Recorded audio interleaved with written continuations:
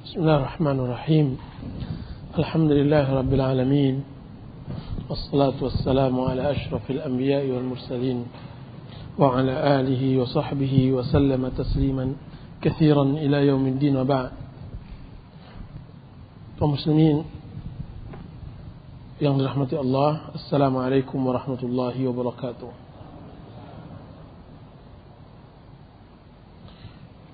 Kita lanjutkan hadis tentang bab keutamaan kaum muslimin yang lemah dan keutamaan fakir miskin. Yang hadis ke-256 An Abi Hurairah anna imra'atan sawda'a kanat taqumul masjid aw syaban ففقدها رسول الله صلى الله عليه وسلم فسأل عنها أو عنه فقالوا مات قال أفلا كنتم آذنتموني فكأنهم صغروا أمرها أو أمره فقال دلوني على قبره فدلوه فصلى عليها ثم قال إن هذه القبور مملوءة ظلمة على أهلها وإن الله تعالى ينورها لهم بصلاة عليهم متفق عليه. Hadis yang selanjutnya hadis Abu Hurairah qala qala Rasulullah sallallahu alaihi wasallam rubba ash'atha aghbar madfu'in bil adwab law aqsama 'ala Allah la abarra rawahu Muslim. Hadis berikutnya an Usamah radhiyallahu anhu anin Nabi sallallahu alaihi wasallam qala qumtu ala babil jannah fa idza 'amatu man dakhalaha al masakin wa ashabul jaddi mahbusun ghaira anna ashaban nar qad umira bihim ila an-nar wa qumtu ala babin nar fa idza 'amatu man dakhalaha an-nisa muttafaqun alaih. Dari Abu Hurairah bahwasanya ada seorang wanita berkulit hitam atau seorang pemuda yang biasa menyapu masjid tidak terlihat oleh Rasulullah SAW. Maka beliau mencarinya seraya menanyakannya. Para sahabat menjawab, dia sudah meninggal dunia. Beliau berujar, mengapa kalian tidak memberitahuku? Seolah-olah mereka mengecilkan, meremehkan urusannya. Maka beliau bersabda, tunjukkan kepadaku di mana orang itu dikubur. Maka para sahabat menunjukkan kepada beliau dan kemudian beliau mensalatkannya. Dan setelah itu beliau bersabda, sesungguhnya kuburan ini dipenuhi oleh kegelapan bagi penghuninya, dan bahwasanya Allah yang Maha Tinggi meneranginya karena salatku atas mereka. Muttafaqun alaih. Darinya ia berkata, Rasulullah SAW bersabda, banyak orang yang kumal dan berdebu yang semua pintu tertutup untuknya. Tetapi jika dia bersumpah kepada Allah atau karena mengharapkan kemurahannya, niscaya Allah merealisasikan sumpahnya. Hadis berikutnya dari Usamah radhiyallahu anhu dari Nabi SAW, beliau bersabda, aku pernah berdiri di pintu surga, dan ternyata secara umum yang memasukinya adalah orang-orang miskin, sedangkan orang-orang kaya masih tertahan. Hanya saja para penghuni neraka telah diperintahkan untuk masuk ke dalam neraka. Aku juga berdiri di pintu neraka, dan ternyata secara umum yang memasukinya adalah kaum wanita. Muttafaqun alaih. Hadis yang pertama, hadis Abu Hurairah menceritakan tentang seorang wanita berkulit hitam, bahwa kebiasaan hari-harinya yaitu membersihkan masjid Rasulullah sallallahu alaihi wasallam. Di dalam riwayat lain disebutkan bahwa dia adalah seorang pemuda. Kemudian Rasulullah SAW menanyakan perihalnya, kiranya bahwa wanita tersebut meninggal dunia. Hadis ini menunjukkan kepada kita keutamaan membersihkan masjid. dan keutamaan menjadi gharim masjid. Istilah di negeri kita, keutamaan menjadi gharim masjid adalah wanita ini sengaja mengkhususkan dirinya untuk membersihkan masjid Rasulullah sallallahu alaihi wasallam. Dan ini juga menunjukkan bahwa tidak bolehnya bagi seorang hamba mengecilkan amal yang dia berikan terhadap Islam, Dan Allah Subhanahu wa taala membuka pintu kebaikan sebanyak-banyaknya bagi hamba.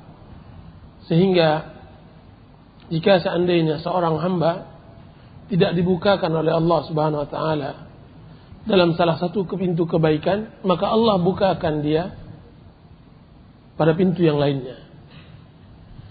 Jika seandainya seorang hamba tidak Allah bukakan dalam pintu salat, maka Allah bukakan dia di dalam pintu sedekah.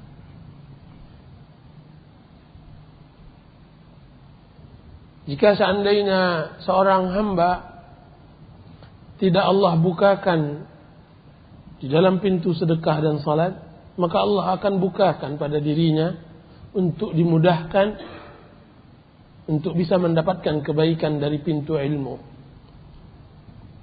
Dan berapa banyak pintu-pintu surga yang mana seorang hamba akan masuk surga sesuai dengan kebaikan yang biasa dia lakukan di dunia. Satu hari salah seorang ulama mengirim surat kepada Imam Malik, Imam Darul Hijrah, menyuruhnya untuk bisa memfokuskan diri kepada ibadah kepada Allah Subhanahu wa taala. Kemudian Imam Malik menjawabnya. Dia mengatakan, sesungguhnya Allah Subhanahu wa taala membagi amal sebagaimana Allah membagi rezeki. Innallaha qasama at-ta'at kama qasama al-arzaq.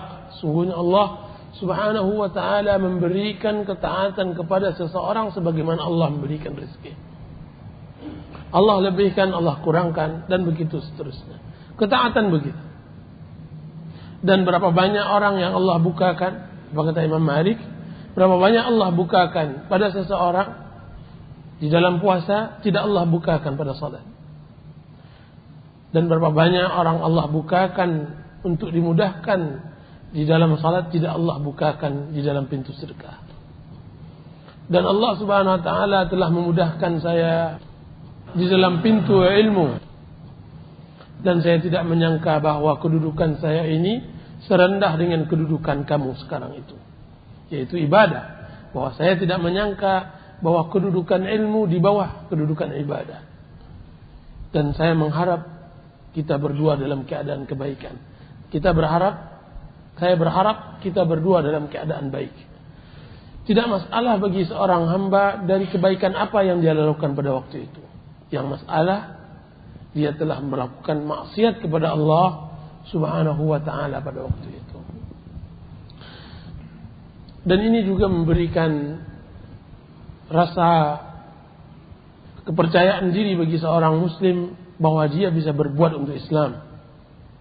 Bahwa dia bisa berbuat di dalam Islam. Dan Allah Subhanahu wa ta'ala tidak mempertanyakan hasil. Allah akan mempertanyakan perjuangan seorang hamba di dalam Islam tersebut. Tidak peduli apakah dia berlaku maksiat atau tidak. Karena maksiat tidak menghalangi seorang hamba untuk berbuat baik. Maksiat seorang hamba tidak harus dia menghinakan dirinya kemudian dia mengucilkan, bergaul dengan orang-orang yang saleh tidak mengenal Islam. Tetapi seharusnya maksiat menjadi pemicu untuk dia lebih giat lagi beramal. Adalah Abu Mihjan At-Thaqafi rahimahullahu ta'ala, seseorang yang selalu dihukum oleh amir, oleh gubernur, karena banyaknya dia minum khamar. Abu Mihjan, dia banyak minum khamar. Tidak pernah berhenti dari hukuman karena minum khamar. Kan tapi dia apa? Dia mempunyai kebaikan yang tidak dimiliki oleh kebanyakan kaum muslimin. Tidak rela Islam dilecehkan dan dikucilkan. Di sebuah peperangan yang terjadi di Qadisiyah, bahwa Amr bin As memanjara beliau. Ketika itu dia mendengar pukulan hebat pasukan Romawi memukul kaum muslimin sehingga mereka terpukul mundur. Kemudian terdengarlah syairnya yang sangat masyhur, bahwasanya permintaannya kepada istri Amr bin As untuk dilepaskan. Ini sebuah keutamaan yang dimiliki oleh seorang muslim yang penuh maksiat kepada Allah Subhanahu wa taala, kan tapi dia tidak berputus asa bahwa dia mempunyai kelebihan lainnya. Faedah yang berikutnya, bahwa bagi orang yang terlambat melakukan salat jenazah kepada si mayit yang sudah disolatkan oleh jamaah lain, maka diperbolehkan dia mensolati jenazah di kuburannya, menghadap kiblat. Antara dia dengan kiblat ada kuburan tersebut. Dan itu yang dilakukan oleh Rasulullah sallallahu alaihi wasallam. Juga dianjurkan ketika kita mendatangi kuburan untuk mendoakan ahlul qubur dengan doa yang semua kita hafal insyaallah. Assalamualaikum ya ahlad diyar wa inna insyaallah bikum lahiqun. Ghafarallahu lana wa lakum. Ghafarallahu lana wa lakum. Faedah yang berikutnya, bahwa tidak boleh mengecilkan arti seseorang. Ini hal yang berkaitan dengan judul bab. Sesungguhnya orang-orang yang mengecilkan kedudukan manusia karena hanya melihat mazhar, melihat penampilan, maka dia sama dengan manusia-manusia yang tidak mengenal iman kepada Allah Subhanahu wa taala dan hari akhirat. Orang yang mengenal kepada Allah Subhanahu wa taala dan hari akhirat, dia tidak menghukum orang dengan zahir. Suatu hari datang kepada Muawiyah radhiyallahu anhu orang tua yang berpakaian kumal, seakan-akan Muawiyah tidak suka melihatnya. Ketika dia lihat menggelagat khalifah, Muawiyah tidak menyukainya. Apa kata Badui tersebut? Ya Amirul Mukminin, sesungguhnya yang berbicara denganmu bukan jubah ini, tetapi yang berbicara adalah orang yang di dalam jubah. Maka dia berbicara, maka ucapannya mengalir bagaikan air, mutiara yang sangat luar biasa, sehingga Amirul Mukminin Muawiyah menjadikan dia salah satu orang dekatnya. Dan seharusnya seorang muslim lebih memperhatikan batinnya daripada zahirnya. Berbeda dengan orang munafik, mereka memperhatikan zahirnya dari batinnya. Allah Subhanahu wa taala berfirman, "Idza ra'aitahum tu'jibuka ajsamuhum wa in yaqulu tasma' liqaulihim ka'annahum khushubun musannada." Sifat-sifat orang munafikin bahwa dia memperhatikan penampilan. "Idza ra'aitahum tu'jibuka ajsamuhum." Kalau engkau melihat mereka, engkau akan terkesima dengan penampilan mereka, dengan tubuh mereka. Tu'jibuka ajsamuhum. Dan dia, ciri-ciri orang munafikin, memperhatikan mulutnya, cara bicaranya. Wa iyaqulu tasma' liqaulihim. Kalau mereka lagi berbicara, maka engkau terkesima dengan bicaraannya. Kan tapi dia tidak ubahnya bagaikan kayu yang disandarkan. Ka'annahum khusyubun musannada. Kosong dari iman. Pandai bicara, bagus penampilan, akan tapi ilmu kosong. Bawa Ma'mun dan Amin. Membawa Ma'mun dan Amin, anaknya. Ketiga-tiganya khalifah, sang ayah khalifah dan kedua-duanya adalah pangeran. Bagaimana dia antri bersama kaum muslimin yang lainnya ketika mereka ingin bertanya tentang manasik haji di Mekah, antri menunggu giliran untuk bertanya kepada alim Atha bin Abi Rabah. Atha bin Abi Rabah. Jadi menunjukkan bahwa penampilan tidaklah menjadi hal yang berperan penting di pandangan Islam, kan tapi batin. Batin, dan ini yang sering disebut oleh Rasulullah SAW di dalam banyak hadis. Wallahu ta'ala. Hadis yang berikutnya, Rasulullah SAW menyebutkan beberapa orang laki-laki, berapa banyak orang yang kusut masai rambutnya, berdebu, madfu'un bil abwab, tertalak di pintu-pintu ketika dia antri. Tapi apa yang dia lakukan? Lau aqsama 'ala Allah. Jika seandainya dia mengangkat tangannya memohon kepada Allah Subhanahu wa taala, Allah akan tunaikan permintaannya. Orang-orang yang seperti ini berdebu, orang-orang kumal, orang-orang yang tidak memiliki pakaian kecuali berapa helai, orang-orang yang tidak dikenal oleh penduduk bumi, akan tetapi suaranya menggema di langit ketujuh. Sangat dikenal oleh penduduk-penduduk langit. Orang ini yang luar biasa di sisi Islam.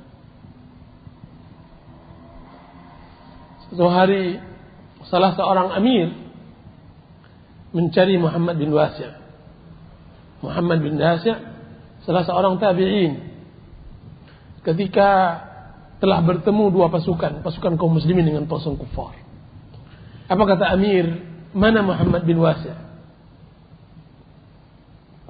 Seorang yang sifatnya begini, kumal, tidak mau dikenal oleh orang banyak, dan tidak mau ketenaran dan kemasyhuran, kan tapi dia ingin kemasyhuran itu di sisi Allah Subhanahu wa taala. Mana Muhammad bin Wasi'? Ditunjukkan kepada pemimpin panglima tersebut bahwa dia di sudut sana sedang menunjuk-nunjuk tangannya ke langit. Itu berdoa kepada Allah Subhanahu wa taala. Apa kata sang amir? Apa kata sang panglima? Demi Allah, satu tunjuk tangan yang diangkat oleh Muhammad bin Wasi' lebih saya cintai dan lebih saya sukai dari 40.000 penunggang kuda. Lebih saya sukai dari 40.000 penunggang kuda. Karena dengan doanya Allah mustajabkan dan Allah menangkan mereka.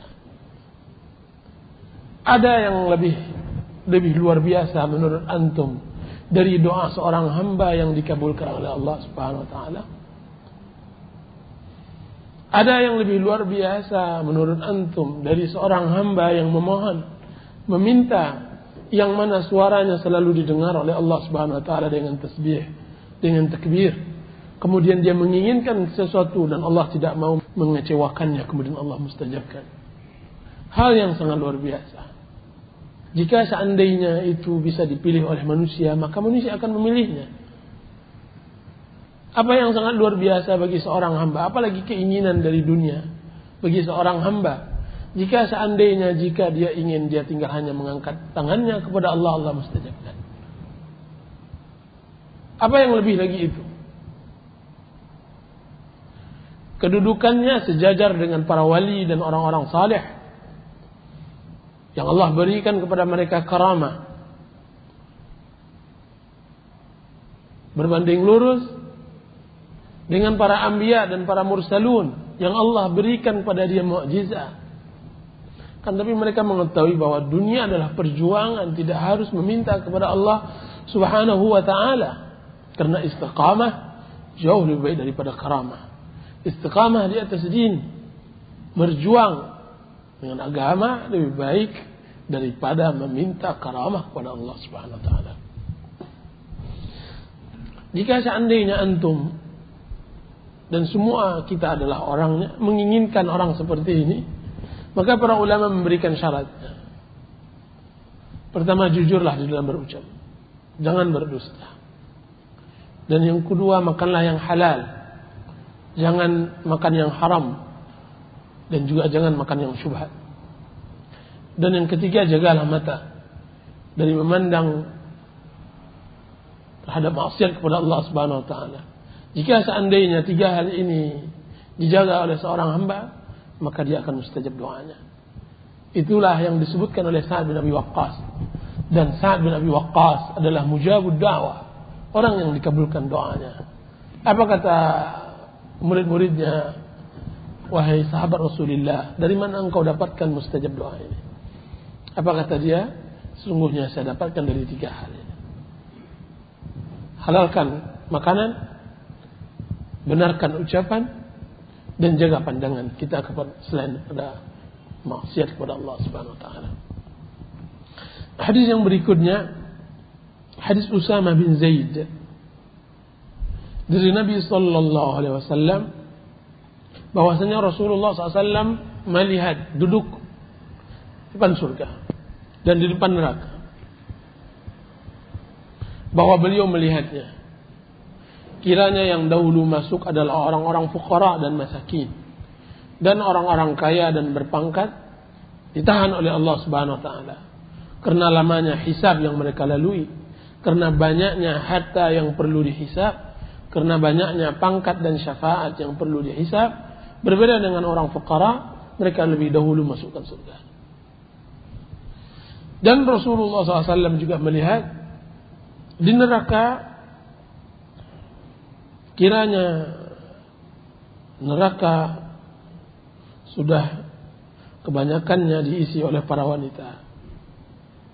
فَإِذَا عَامَتُ مَنْ دَخَلَهَا النِّسَاء. Kebanyakan yang mengisi neraka adalah wanita. Ya, wanita. Bukan berarti wanita semuanya masuk neraka. Karena wanita ada di antara mereka yang sempurna. Karena wanita banyak juga yang lebih baik dari laki-laki. Lihat Asia, istri Firaun, bagaimana dia berakal. Bagaimana dia mendahulukan Rabbnya daripada kehidupan dunia. Dia mengatakan, Rabbi ibnili baitan fil jannah. Ya Allah, bangunkan rumah untukku di surga. Wajnubni, dan jauhkan aku dari Firaun dan amalnya. Dan lihat dia Firaun laki-laki, kan tapi seorang yang sengsara, seorang yang diktator, seorang yang hina, seorang pengecut, semua sifat iblis ada pada dirinya. Dan dia adalah orang kafir, tersiksa di dunia dan tersiksa di akhirat. Istrinya adalah semulia istri. Dan ini Khadijah radhiyallahu anha, seorang wanita yang berakal, mengetahui bahwa hidayah, maka dia mendapatkan iman dengan cepatnya karena akalnya yang sehat. Kan tapi walaupun begitu banyaknya wanita yang masuk surga, di saat itu juga lebih banyak lagi yang masuk neraka. Kenapa wanita lebih banyak masuk neraka? Karena 2 hal.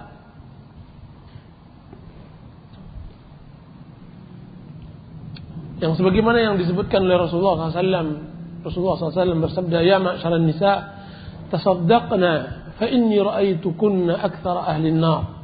Wahai sekalian para wanita, bersedekahlah kalian. Sesungguhnya aku melihat kebanyakan penduduk neraka adalah dari golongan kalian. Ditanya oleh Rasulullah SAW, kenapa itu ya Rasulullah? Fa inna kunna yakthurna al-la'na wa yakfurna al-ashir. Karena 2 hal. Karena kalian sering mencaci, sering melaknat, sering tidak menjaga mulut, wa yakfurna al-ashir, dan sering mengingkari nikmat yang diberikan oleh suami. Mengingkari nikmat yang diberikan oleh suami. Faedah di dalam hadis Usamah ini, bahwa harta pertanggungjawabannya berat, sebagaimana dikatakan oleh Ali bin Abi Thalib, bahwa yang haramnya dari harta adalah azab, yang haramnya dari harta adalah azab, sedangkan yang halalnya adalah hisab. Yang halalnya minimal hisab. Dan Rasulullah SAW mengatakan, menukisal hisab uzib.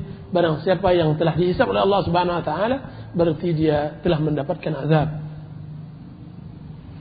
Maka hendaklah bagi seorang yang dianugerahkan oleh Allah Subhanahu Wa Taala dan diberi rezeki oleh Allah Subhanahu wa taala. Harta hendaklah dia letakkan sesuai dengan apa yang diinginkan oleh Allah Subhanahu wa taala, sehingga hisabnya di sisi Allah Subhanahu wa taala Allah mudahkan.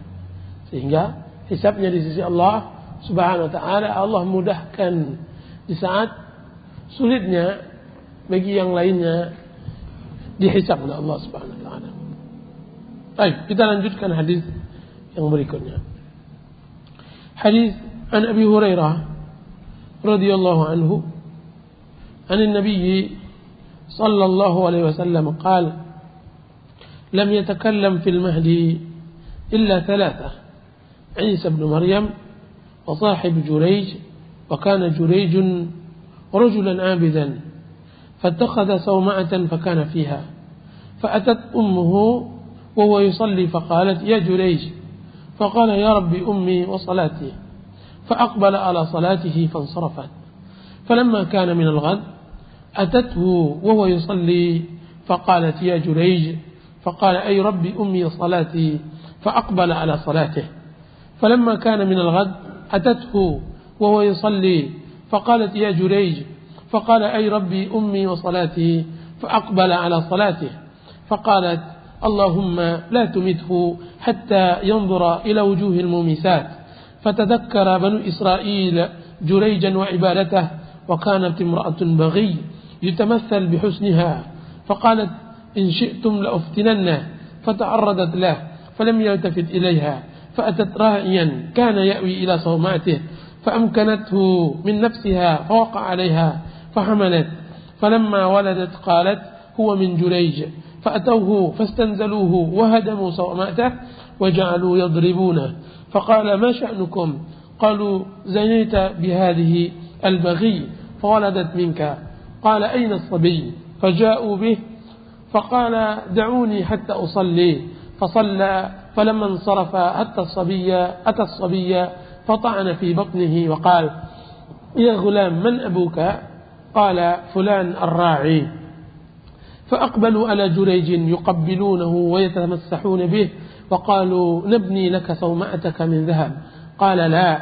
أعيدوها من طين كما كانت ففعلوا وبينما صبي يرضأ من أمه فمر رجل راكب على دابة فارهة وشارة حسنة فقالت أمه اللهم اجعل ابني مثل هذا فترك الثدي وأقبل فنظر إليه فقال اللهم لا تجعلني مثله ثم أقبل على ثديه فجعل يرتضع فكأني أنظر إلى رسول الله صلى الله عليه وسلم وهو يحكي ارتضاعه بأسبوعه السبابة في فيه فجعل يمصها فقال ومروا بجارية وهم يضربونها ويقولون زنيت سرقت وهي تقول حسبي الله ونعم الوكيل فقالت أمه اللهم لا تجعل ابني مثلها فترك الرضاعة ونظر إليها فقال اللهم اجعلني مثلها فهنالك تراجع الحديث فقالت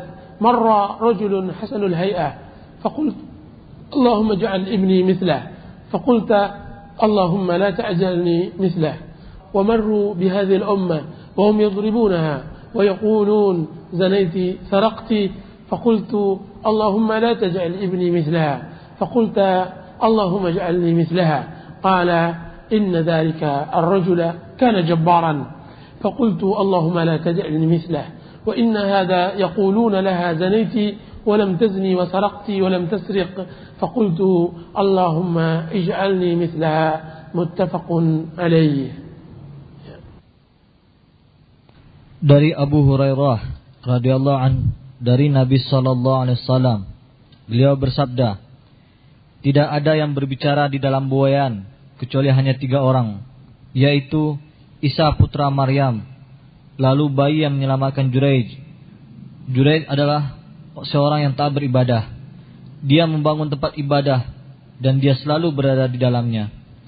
Suatu saat ibunya datang sedang dia tengah mengerjakan salat. Ibunya berkata, "Hai Jurayj." Jurayj berkata di dalam hati, "Ya Rabb, ibuku memanggil sedang aku tengah salat." Maka dia meneruskan salatnya dan ibunya kembali pulang. Pada keesokan harinya ibunya datang lagi dan dia pun tengah mengerjakan salat. ibunya memanggil, "Hai Juraid." Juraid pun berkata di dalam hati, "Ya Rabb, ibuku datang, sedangkan aku tengah sholat." Maka dia tetap meneruskan sholatnya. Dan pada hari berikutnya, ibunya itu datang lagi pada waktu Juraid tengah mengerjakan sholat. Maka ibunya pun memanggil, "Hai Juraid." Juraid pun berkata, "Ya Rabb, ibuku datang dan aku tengah sholat." Lalu dia tetap meneruskan sholatnya. Maka ibunya mengucapkan, "Ya Allah, janganlah engkau mematikannya sehingga dia melihat wajah atau berurusan dengan para pelacur." Maka Bani Israel pun mengingat Juraid dan ibadahnya. Pada waktu itu ada seorang wanita jahat yang cukup cantik berkata, "Seandainya kalian menghendaki, niscaya aku sanggup menguji atau menggoda Juraid." Kemudian wanita itu datang dan mengganggu Juraid, tetapi dia tidak tergoda sedikit pun. Wanita itu datang kepada seorang pengembala yang selalu menjadikan tempat ibadah Juraid sebagai tempat bernaung. Lalu wanita itu mengajaknya untuk berbuat zina. Dan pengembala kambing itu pun mau memenuhi ajakan wanita tersebut, hingga akhirnya wanita itu hamil. Ketika wanita itu melahirkan seorang bayi, dia berkata, "Bayi ini adalah hasil hubunganku dengan Juraid." Kemudian orang-orang Bani Israel itu datang kepada Juraid dan memaksanya untuk turun. Lalu mereka menghancurkan tempat ibadahnya itu dan mereka memukulinya. Juraid berkata, "Mengapa kalian berbuat seperti ini?" Mereka menjawab, "Engkau telah berbuat zina dengan pelacur itu sehingga dia melahirkan seorang bayi." Juraid berkata, "Mana bayi tersebut?" Mereka membawa bayi itu dan Juraid berkata, "Tunggulah, aku akan mengajarkan sholat."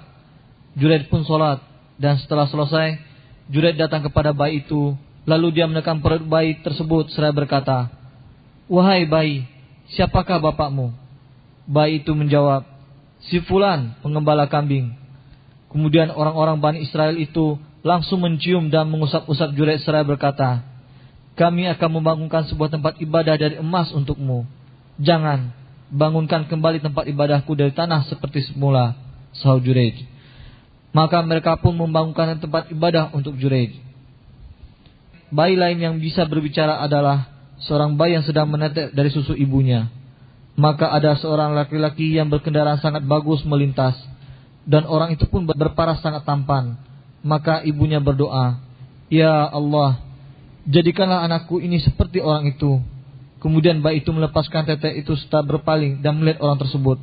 Lantas dia atau bayi itu berdoa, "Ya Allah, jangan Engkau jadikan aku seperti orang tersebut."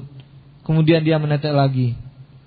Seolah-olah aku masih melihat Rasulullah SAW sewaktu menceritakan cara anak itu menetek, di mana beliau memasukkan jari telunjuk beliau ke mulutnya dan mengisapnya. Kemudian Rasulullah SAW bersabda, lalu mereka berjalan dan mendapatkan seorang budak perempuan yang sedang dipukuli oleh orang-orang dan mereka berkata, "Kamu telah berbuat zina dan mencuri." Dan wanita itu berkata, "Hasbiyallahu wa ni'mal wakil. Cukuplah Allah pelindung bagiku. Sesungguhnya dia sebaik-baik pelindung." Kemudian ibu bayi tersebut berkata, "Ya Allah, janganlah Engkau jadikan aku ini seperti wanita itu." Maka bayi itu melepaskan tete ibunya dan melihat budak itu seraya berkata, "Ya Allah, jadikanlah aku seperti wanita itu." Setelah itu terjadilah dialog antara ibu dan bayi itu, dan ibunya berkata, "Tadi ada seorang laki-laki yang sangat tampan dan berpenampilan menarik. Lalu kukatakan, 'Ya Allah, jadikanlah anakku ini sepertinya.' Tetapi kamu malah berucap, 'Ya Allah, janganlah Engkau menjadikan diriku seperti dirinya.'" Kemudian mereka berjalan melewati budak wanita yang oleh orang-orang budak itu dipukuli dan seraya mengatakan, "Kamu telah berzina dan mencuri." Lalu kukatakan, "Ya Allah, janganlah Engkau jadikan anakku ini sepertinya." Tetapi kamu malah berucap, "Ya Allah, jadikanlah diriku sepertinya." Maka bayi itu berkata, "Sesungguhnya orang laki-laki itu adalah orang yang sombong. Oleh karena itu aku berdoa, 'Ya Allah, janganlah Engkau menjadikan diriku sepertinya.' Dan sesungguhnya budak yang dikatakan kepadanya, 'Kamu telah berzina dan mencuri,' padahal sebenarnya dia tidak berzina dan mencuri. Oleh karena itu aku berdoa, 'Ya Allah, jadikan aku sepertinya.'" Muttafaqun alaih. Hadis ini hadis diriwayatkan oleh Imam Bukhari dan Muslim. kejadian pada zaman Bani Israel, bahwa ada kejadian aneh, adanya bayi-bayi yang berbicara ketika mereka kecil, yang mana biasanya bayi tidak berbicara. Makanya Rasulullah SAW menyebutkan, tidaklah yang berbicara di ayunan, bayi di ayunan, kecuali tiga orang. Dia adalah Isa alaihissalam, ketika dia menjawab atau dia berbicara dengan orang-orang Bani Israel yang menuduh ibunya berzina. Dan yang kedua, bayi Juraij, bayi wanita yang menuduh Juraij berzina dengannya. Dan yang ketiga, bayi yang menyusu dengan ibunya. Ini ketiga. 3 kejadian berbeda tempat. Dan hadis ini menerangkan 2 kejadian. Pertama, kisah Juraij, dan yang kedua, kisah seorang wanita yang menyusui anaknya, melihat 2 orang yang berbeda. Yang satu orang kaya yang penampilan wah, kemudian ibunya mendambakan anaknya jadi seperti orang kaya tersebut, kemudian anak terdiri berbicara. Dan yang kedua, dilihatnya seorang wanita ditarik karena dituduh berzina dan mencuri, kemudian ibunya berlindung agar anaknya tidak dijadikan seperti wanita tersebut. Kiranya sebaliknya, sang anak berdoa kepada Allah Subhanahu wa taala agar dijadikan seperti wanita itu. Yang pertama, kisah Juraij. Kisah Juraij ini terjadi setelah Isa alaihissalam. Dan 3 kejadian ini yang jelasnya yaitu Nabi mengatakan tidaklah ada bayi yang berbicara kecuali 3 orang, yaitu di Bani Israel. Kalau tidak, di luar Bani Israel ada yang juga berbicara tentang ketika dia masih kecil, yaitu hadis Ghulam tentang Ashabul Ukhdud. Di Sahih Muslim bahwasanya seorang anak berbicara ketika dia menyusu, ketika ibunya ragu apakah dia menceburkan dirinya ke dalam api atau tidak. Di hadis Ghulam yang sangat masyhur juga di Sahih Muslim. 3 hal ini yaitu di zaman Bani Israel. Kisah Juraij terjadi setelah Nabi Isa alaihissalam, dan jelasnya sebelum Rasulullah SAW, karena kisah ini dikisahkan oleh Rasulullah SAW kepada para sahabatnya. Bukti bahwa kisah ini setelah Nabi Isa, bahwa Allah Subhanahu wa taala mengatakan bahwa ahlul kitablah yang membuat rahbanah, yang membuat kehidupan pendeta pada ajaran Isa alaihissalam. Allah Subhanahu wa taala mengatakan dalam surah Al-Hadid, wa rahbaniyatan ibtada'uha fama ra'awha haqqa ri'ayatiha, bahwa gaya hidup menjadi seorang pendeta, merekalah ahlul kitab yang membuat-buatnya di dalam agama mereka, dan mereka tidak menjaga hak agama tersebut. Maksudnya bahwa tidaklah ajaran Isa al-Masih seseorang rahib tinggal di gerejanya, mengkhususkan dirinya beribadah kepada Allah Subhanahu wa taala, kemudian dia tidak peduli dengan masyarakat sekitarnya, dan itu tidak diperkenankan. Dan itu perbuatan bid'ah yang dilakukan oleh Nasara terhadap agamanya. Dan ini juga menunjukkan bahwa bid'ah dilakukan oleh semua millah, semua agama. Dan juga kaum muslimin juga bisa melakukan hal tersebut jika seandainya mereka melakukan sesuatu yang tidak ada anjurannya dari Rasulullah sallallahu alaihi wasallam. Dan termasuk Juraij. Dan Juraij adalah seorang pemuda yang awalnya dia berprofesi pedagang, seorang bisnis. Ketika dia melihat di dalam perdagangannya ada untung, ada rugi, kadang-kadang uangnya bertambah dan kadang-kadang berkurang karena dia gunakan, dia mengatakan, demi Allah, saya akan mencarikan perdagangan yang tidak ada ruginya, semuanya untung. Maka dia carilah tempat ibadah yang disebut Sauma'ah, tempat ibadah, kemudian dia beribadah di sana.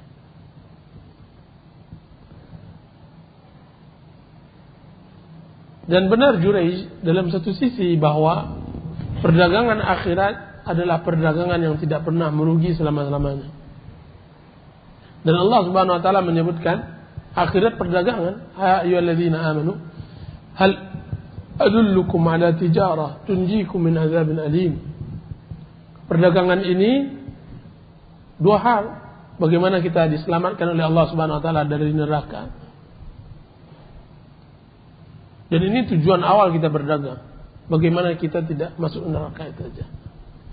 Masuk surga ini perihal kedua. Makanya Umar bin Khattab radhiyallahu anhu mengatakan, demi Allah, alangkah indahnya kalau seandainya aku menjadi kayu yang ditebang kemudian dibakar kemudian tidak ditanya oleh Allah Subhanahu wa taala. Apa yang diinginkan oleh Umar bin Khattab? Dia tidak dihisab dan tidak dimasukkan ke dalam neraka. Ya ayyuhalladzina amanu hal adullukum ala tijarah tunjikum. Perdagangan yang menyelamatkan kalian dalam azab yang pedih. Karena kehidupan yang sementara ini dihadapkan kehidupan yang abadi. Dan dia azab yang pedih. Sekurang-kurangnya Allah Subhanahu wa taala menyebutkan labithina fiha ahqaba. Mereka kekal, mereka tinggal dalam neraka tersebut berabad-abad. Auzubillah. Mereka tinggal dalam neraka tersebut berabad-abad. Auzubillah. Mereka tinggal dalam neraka tersebut berabad-abad. Auzubillah. Mereka tinggal dalam neraka tersebut berabad-abad. Auzubillah. Mereka tinggal dalam neraka tersebut berabad-abad. Auzubillah. Mereka tinggal dalam neraka tersebut berabad-abad. Auzubillah. Mereka tinggal dalam neraka tersebut berabad-abad. Auzubillah. Mereka tinggal dalam neraka tersebut berabad-abad. Auzubillah. Mereka tinggal dalam neraka tersebut berabad-abad. Auzubillah. Mereka tinggal dalam neraka tersebut berabad-abad. Auzubillah. Mereka tinggal dalam neraka tersebut berabad-abad. Auzubillah. Mereka tinggal dalam neraka tersebut berabad-abad. Auzubillah. Mereka tinggal dalam neraka tersebut berabad-abad. Auzubillah. Mereka tinggal dalam neraka tersebut berabad-abad. Auzubillah. Mereka tinggal dalam neraka tersebut berabad-abad. Auzubillah. Mereka tinggal dalam neraka tersebut berabad-abad. Auzubillah. Mereka tinggal dalam neraka tersebut berabad-abad. Auzubillah.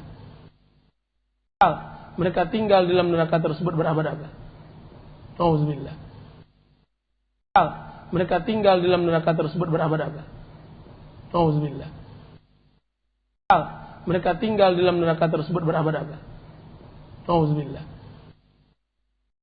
Mereka tinggal dalam neraka tersebut berabad-abad. Auzubillah. Mereka tinggal dalam neraka tersebut berabad-abad. Auzubillah. Mereka tinggal dalam neraka tersebut berabad-abad. Auzubillah. Mereka tinggal dalam neraka tersebut berabad-abad. Auzubillah. Mereka tinggal dalam neraka tersebut berabad-abad. Auzubillah. Mereka tinggal dalam neraka tersebut berabad-abad. Auzubillah. Mereka